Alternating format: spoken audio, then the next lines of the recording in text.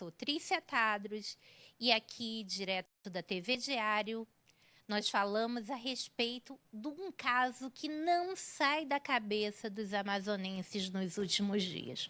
O caso Dídia Cardoso. E para falar sobre isso, nós estamos aqui com a psicóloga criminal Mari Reis. Boa noite, Mari.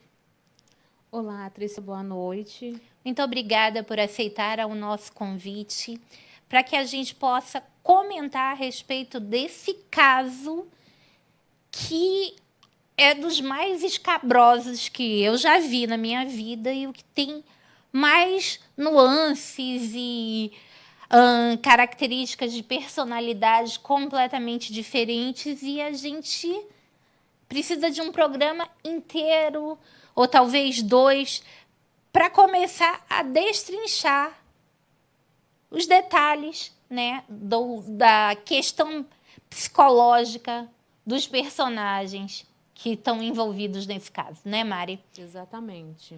Bom, boa noite, né? Que bom estar aqui em Casa Nova, né? Passando as informações, que é muito valioso.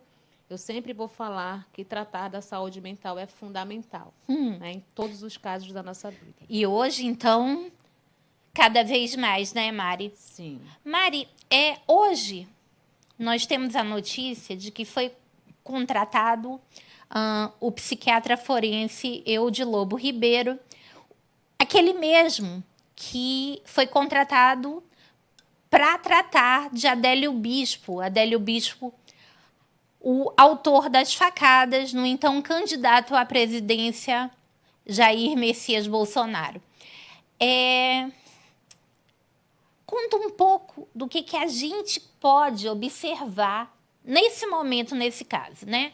A gente começa no dia 28, sabendo da morte, até então sem nenhuma explicação, né? Sim. De uma moça conhecida no folclore amazônico, né?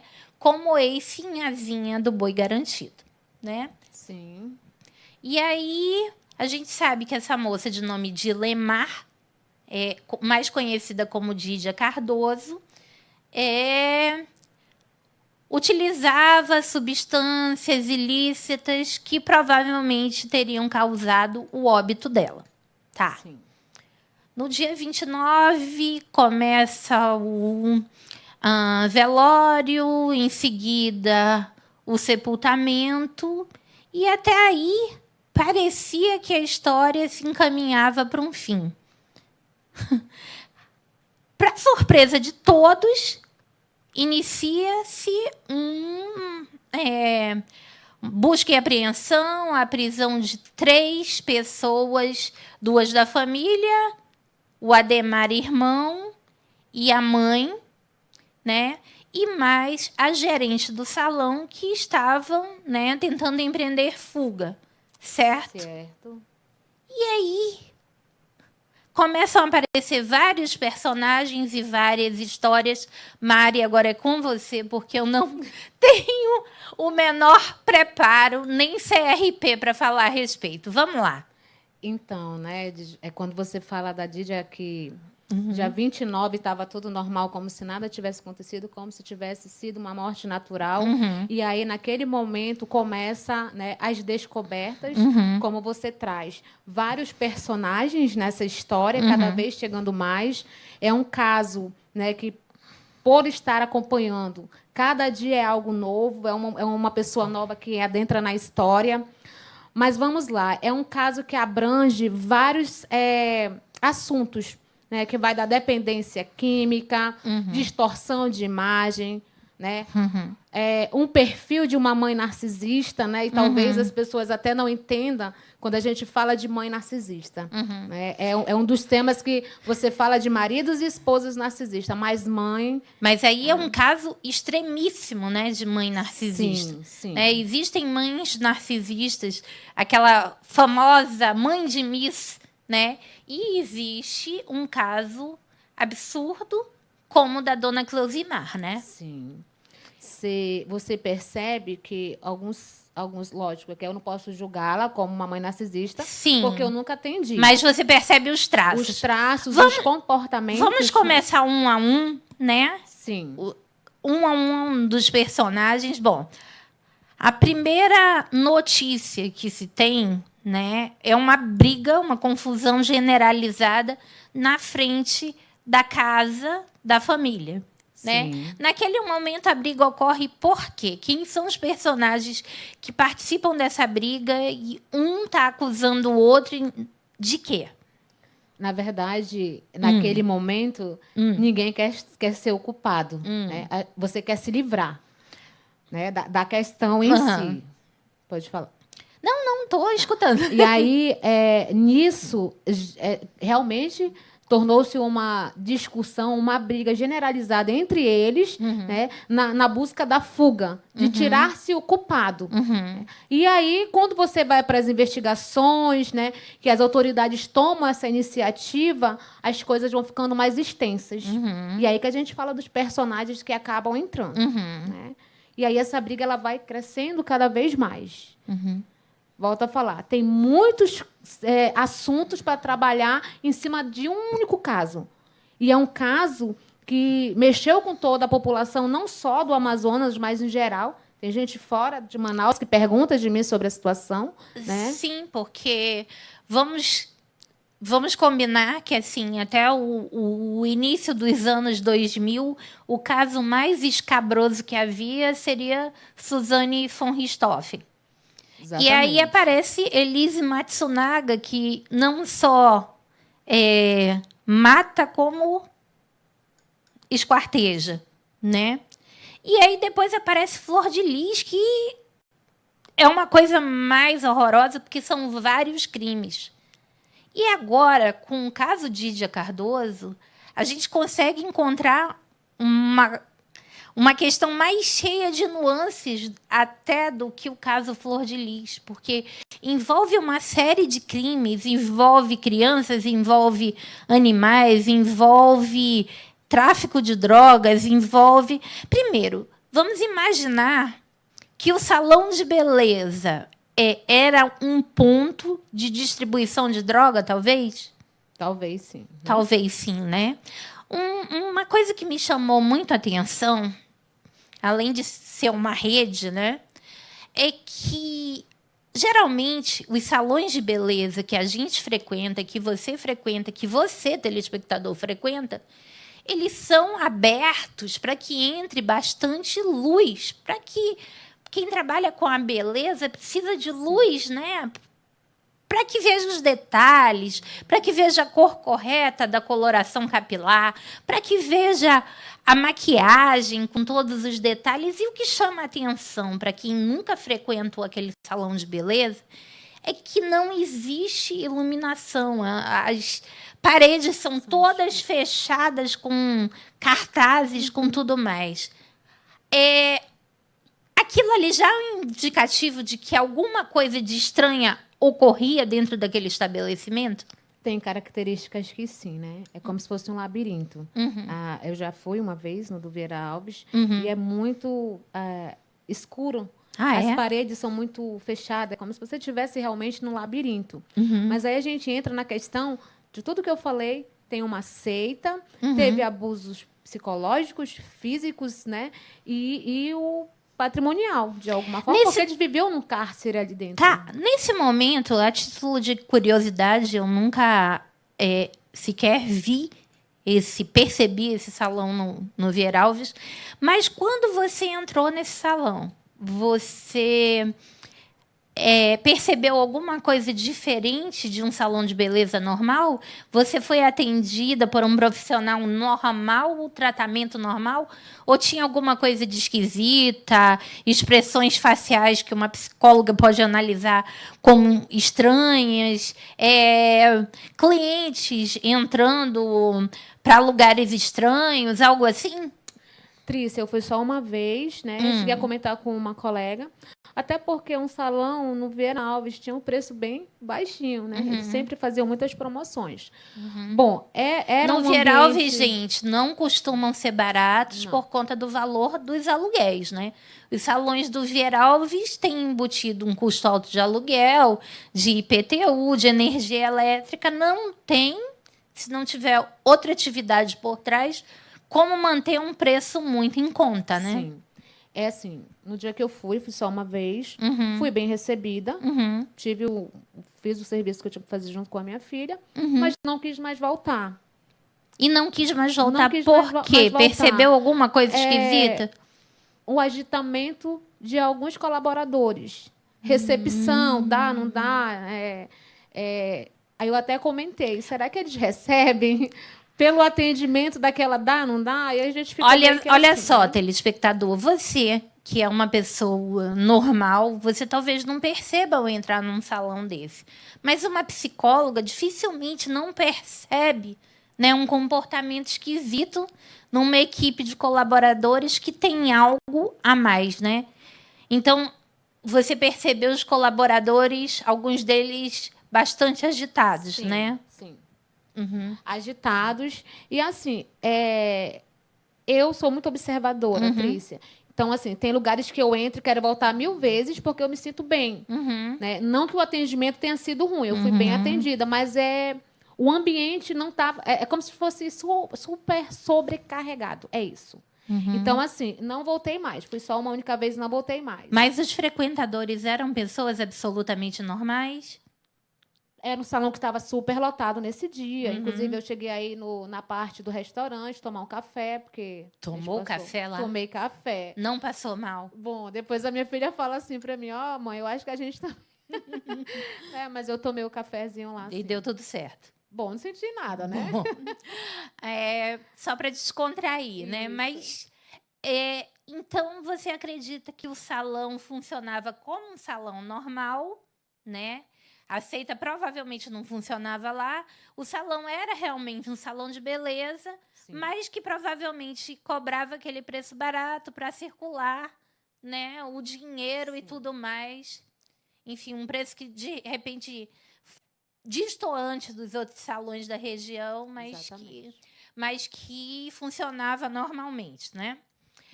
Aí a gente vê, né? Primeiro de tudo, o Ademar. Quem é o Ademar para você? O Ademar, o irmão da Dídia. Tá. Na verdade, eu vejo os três. Eu vou falar um pouquinho dos três, né? Eu vejo essa mãe com os traços narcisista, uma mãe no poder, né? Em alguns relatos, não acompanhei, volto a falar, nunca escutei ninguém, né, da família, mas do que a gente vai acompanhando, a Dídia, ela estava com depressão. Vamos dar uma paradinha e vamos começar, no próximo bloco, a desenhar cada um desses personagens, tá bom? Eu vou pedir um minutinho de comercial e a gente volta já.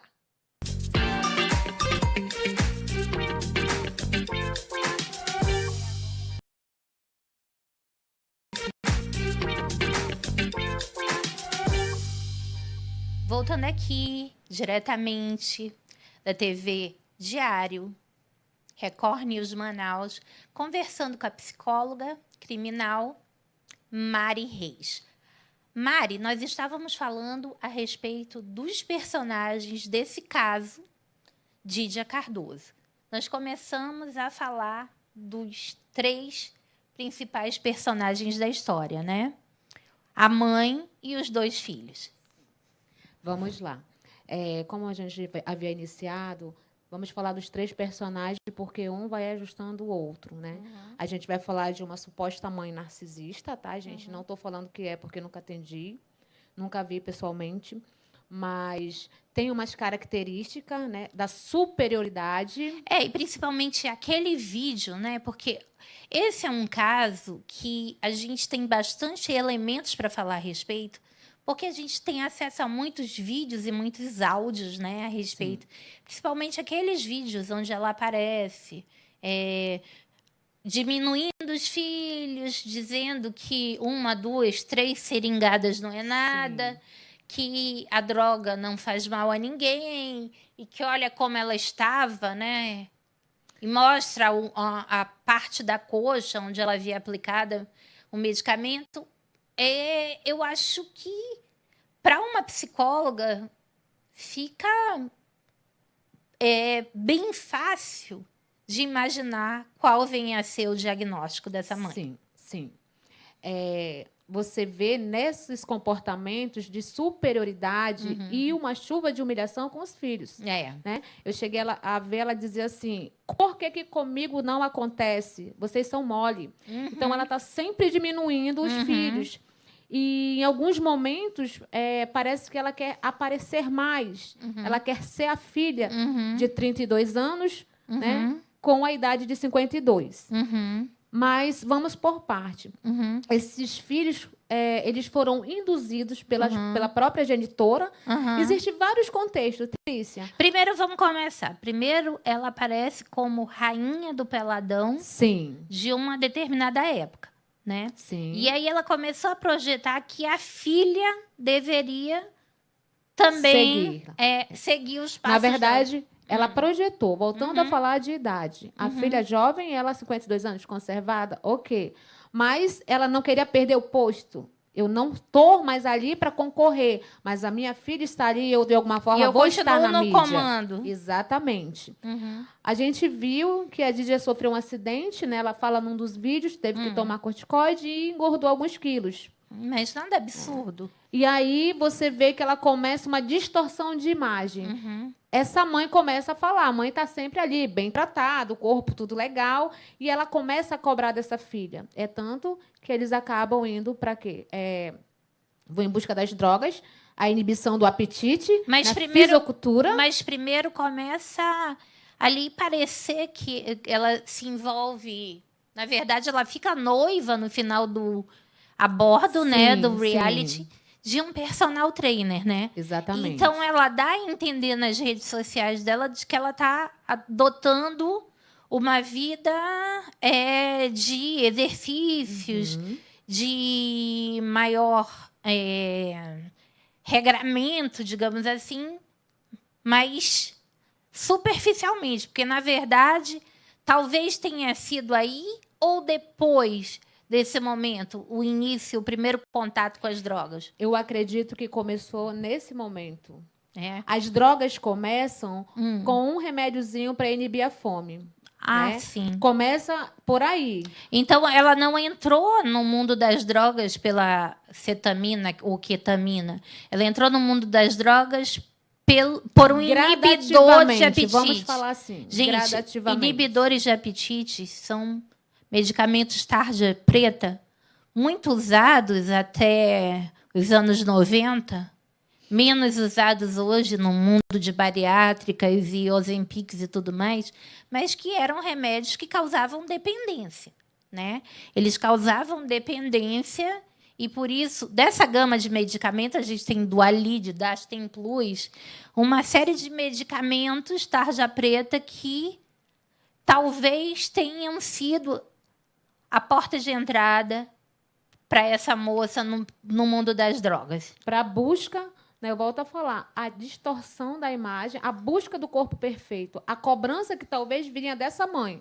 Né? A mãe queria sempre estar ali à mostra, sendo o exemplo do corpo perfeito, do cabelo bonito, da pele perfeita, porque e projetava na filha naquele isso. momento, até aquele momento, a gente vê uma moça lindíssima, e aí depois a gente vê uma moça levemente um pouco mais inchada, mas nada fora do normal, né? Nada do normal, uma moça bonita de qualquer maneira, né? Comparando aquela imagem com a imagem dela pouco antes de falecer, nós temos outra mulher, duas né? pessoas. Né? Nós temos diferentes. Completamente diferentes. Ela perde beleza, viço, ela perde até perder a vida, né? Na verdade, a vida dela já havia perdido há muito tempo. Porque numa dos vídeos que está circulando, ela tinha problema depressivo. Então, uma pessoa depressiva, ela já perde a vida ali, viva mesmo, estando ali. No físico, ela está viva, mas por dentro ela já está morta. E talvez Mas, nesse... assim, morta, digamos, adormecida. Porque morta pode parecer que depressão não tem cura, e o que não é verdade, né? A depressão tratada, quantas pessoas trataram sua depressão e estão maravilhosas e tudo, sim. né? Mas o grande problema ali que eu vejo é que aquela mãe, sob as ordens daquela mãe, talvez fosse muito difícil tratar uma depressão ou até impossível. Sim. E quando há o rompimento do relacionamento com o noivo, eu acho que ela fica mais vulnerável ao tratamento da mãe. Na verdade, você vê, não sei se você vê esse vídeo, em que está ela e o irmão. E a mãe falando, né? Levanta daí, você não vai no banco.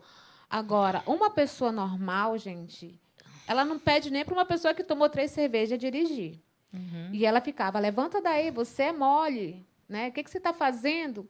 Então, assim, era totalmente dominados esses filhos, obedientes à mãe. É como se eles fossem uma criança de 5 anos que tem que obedecer àquela mãe. Mas você acha que essa mãe tem alguma característica de psicopatia ou só narcisismo mesmo? Trícia, é muito difícil falar na TV sobre isso, porque nós estamos aqui suposições. Supondo, né? Suposições. Característica tem, né? Mas a gente não pode afirmar, porque a gente tem que ter esse ela cuidado. demonstra zero culpa ali de medicar os filhos, ela demonstra zero culpa ali. Eu também não sei a que ponto também ela estava drogada naqueles vídeos, né? Só que impressionante. Os filhos parecem estar descolados total da realidade e ela parece estar com os pés no chão ainda. Na verdade, a droga é uma anestesia para animais de grande porte, como boi e cavalo, só para você ter uma noção. A droga utilizada, a droga em questão, é a cetamina ou ketamina, que ela é uma droga de uso veterinário. Só que em alguns casos, onde o paciente já é resistente a outros anestésicos, e aí depois a gente vai falar a respeito disso, ela pode ser utilizada em humanos, mas em ambiente hospitalar. Nunca utilizado dentro de uma residência, né? E muito menos numa seita, né? E aí, voltando à história da mãe. O que mais que você achou de estranho nos vídeos a respeito? As características de uma mãe narcisista é bem visível. Tá? Uma família totalmente adoecida, e eu vou colocar um ponto aqui. Era uma coisa que ela não era vivida só de dentro da casa, entre eles. Outras pessoas sabiam, a família sabia, e aí ninguém tomava providência. Os funcionários, alguns sabiam, e ninguém tomou providência em salvar essa vida. Mas, olha, eu acho que eu tive acesso a algumas matérias de que tanto a família tentou tomar providências, porque antes disso, da morte da Dídia, há 2 outros óbitos suspeitos. Primeiro, da avó, que há uma suspeita de que ela... Inclusive, há um primo que é neurologista, creio eu, que suspeita da aplicação de uma medicação, porque ele acha que naturalmente não ocorreria aquele quadro que a avó foi encontrada sem vida, né? E há também uma suspeita de um funcionário do salão de beleza que supostamente teria tirado a própria vida, suspeita de que foi droga também, né? Mas aí aparece a família meio que tentando, né? Inclusive aparece um áudio da irmã, né? Da tia da Dídia, né? Da tia da Dídia. Né, dizendo que ela precisava de ajuda, de tratamento, e a mãe dizendo que não. Então, a gente nota que já havia uma tentativa dessa família estendida de intervir na história, né? Porque parece que ela já estava acamada, usando fraldas, já não tinha condição de coisa nenhuma. E também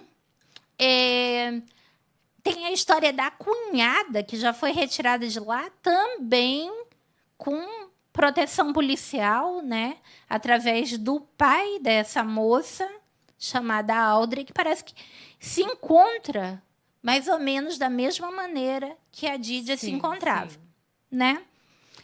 Pesquisando para essa matéria, eu andei olhando um pouco nas redes sociais da Dídia, encontrei cenas assim, hoje, né? Para quem nunca conheceu, para quem nunca viu esses personagens, cenas assustadoras. Ela manuseando cobras na frente de uma criança, né? Uma criança pedindo uma droga mais leve, mas de qualquer maneira pedindo uma droga. Uma criança, realmente. Uma realmente. criança conhecendo, né? Ela dizendo que o contato, o relacionamento dela, as pessoas perguntando, querendo entender qual era a história das cobras. O que as cobras faziam lá? Ela dizendo, eu não sei, é uma experiência sobrenatural. O que a cobra quer dizer nessa história? Se você percebeu, todos eles tinham uma tatuagem com cobra, né? Falando na seita, possa ser que seja um símbolo da seita. Talvez a cobra fosse o símbolo da seita. Exatamente. Okay. Tá. E a seita, você imagina, porque aqui ninguém tem como... Esse processo continua em investigação, vai continuar um bom tempo em investigação. Nós não temos como afirmar nada. A gente volta para falar dessa seita. Então, eu peço a vocês que fiquem ligados no próximo programa para falar um pouco mais desse caso Dídia Cardoso.